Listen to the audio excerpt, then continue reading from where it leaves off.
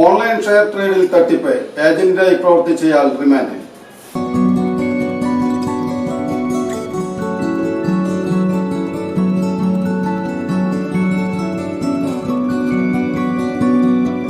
Azhikode jetty സ്വദേശി അമ്പലത്ത് വീട്ടിൽ 59 വയസ്സുള്ള അലിയെയാണ് ഇരിങ്ങാലക്കുട സൈബർ പോലീസ് അറസ്റ്റ് ചെയ്തത്. ഷെയർ ട്രേഡിംഗിൽ ലാഭം നേടാമെന്ന് വിശ്വസിപ്പിച്ച് തൃശൂർ കിഴുത്താണി സ്വദേശിയിൽ നിന്ന് 1,34,50,000 രൂപ തട്ടിപ്പ് നടത്തിയ കേസിലാണ് അറസ്റ്റ് രേഖപ്പെടുത്തിയിരിക്കുന്നത്. പത്രത്തിലെ ഷെയർ ട്രേഡിംഗ് പരസ്യം കണ്ട് ആകൃഷ്ടനായ പരാതിക്കാരൻ 2024 സെപ്റ്റംബർ 22 മുതൽ 2024 ഒക്ടോബർ 31 വരെയുള്ള കാലയളവിനുള്ളിൽ പരാതിക്കാരന്റെ Thrissur IDFC first bank, Irinjalakuda union bank എന്നീ ബാങ്കുകളിൽ നിന്നുമായി പല തവണകളായിട്ടാണ് പണം നിക്ഷേപിച്ചത്.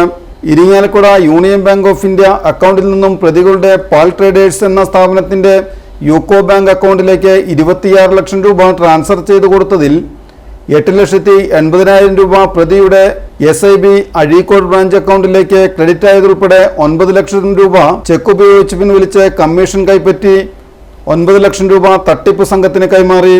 തട്ടിപ്പുകാർക്ക് സഹായം ചെയ്തു കൊടുക്കുന്ന ഏജന്റായി പ്രവർത്തിച്ചു വന്നതിനാണ് അറസ്റ്റ് രേഖപ്പെടുത്തിയിരിക്കുന്നത്.